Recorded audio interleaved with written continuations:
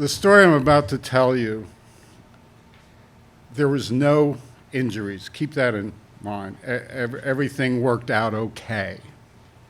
It's 1970. I'm in the Milton Hershey Orphanage, and I made it to ninth grade. And the student home that I would be inducted into is called Limestone. And every 3 weeks, I would be rotated through a farm milking operation at a modern dairy barn. So for the next 4 years, every 3 weeks, I'd be milking cows or associated work. Our dairyman, his name was Lester Price. He was active in the National Guard. He had a very short temper. And interestingly enough, he was a spitting image of Sergeant Carter of the Gomer Pyle television program. Spitting image. And he had no time for any type of golly shenanigans. I overheard him once speaking to another person, and he said, "I'll tell you what's wrong with this country. It's those damn hippies and the girls they're hanging out with." Wow. So anyway, part of barn duty, we would go down to the barn. We'd switch out into white coveralls, a white hat, and black tingly boots. And we would be assigned our duties. You would either be in the pit, which meant instead of sitting on a stool to milk a cow, you'd be in a recessed floor area, 6 cows here, 6 behind you, that kind of thing. I was assigned that day not to the pit, but I was assigned to the floor. When you're assigned to the floor, there's various activities: feeding calves, mucking stalls, and scraping the manure off the floor. Well, in this particular situation, in this barn, as the cows were done milking, they would come out single file into this open area, which was divided by a fence. And on this particular day, at the very end, not quite the length of the football field, but close enough, the door was closed. And it was an aluminum door with aluminum siding, framed aluminum. And it was probably 18 feet in length, a sliding door, and when open, you could get a tractor through it. Well, when the door was closed, that meant the cows had to go directly left into another holding pen for inoculations and artificial insemination. Think about that for a minute. So anyway, my friend and I were doing the floor thing, and Jamie Moss said to me, "Dave, you want to have some fun?" And of course, I'm always about fun. So what we did is we scraped all the manure into the middle of this floor. "What do you have in mind?" He says, "I'll show you." When the cows were done milking, they would come out here.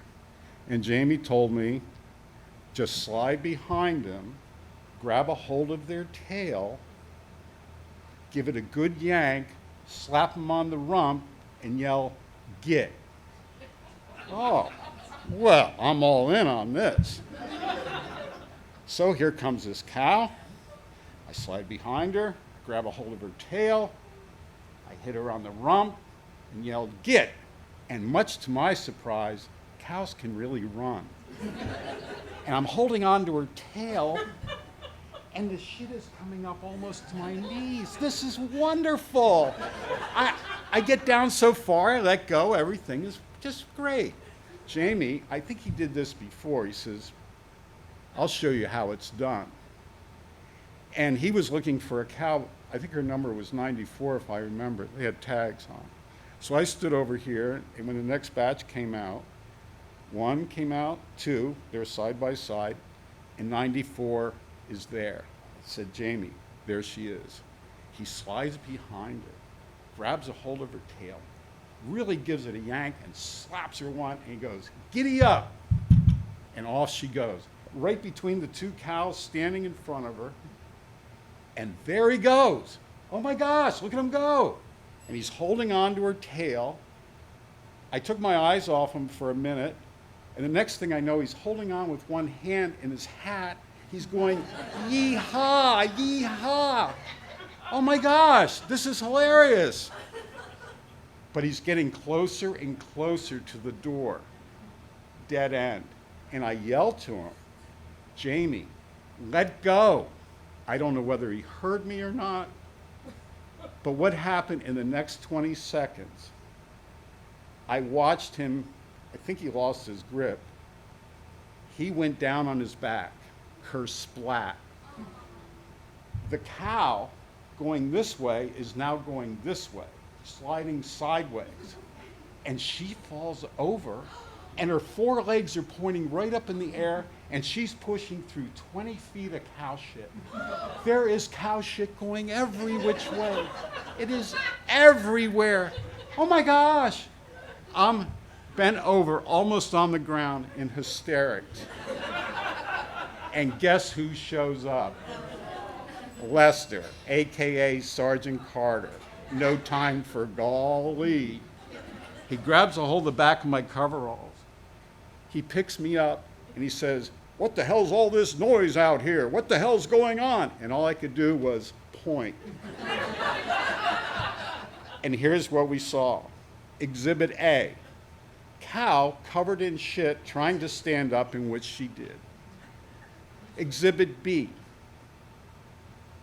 barn door, looking like a Jackson Pollock painting, but not with paint.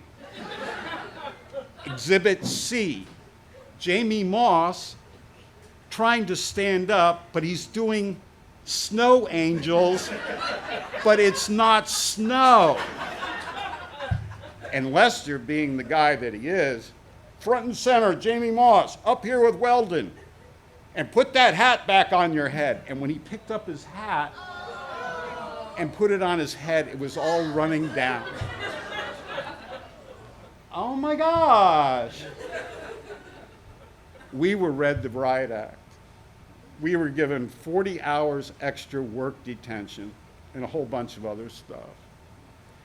And I'll tell you folks, for as long as I've lived, there's not a roller coaster, anything that could possibly give me more of a thrill than that day when Jamie Moss and I went shit skiing in 1970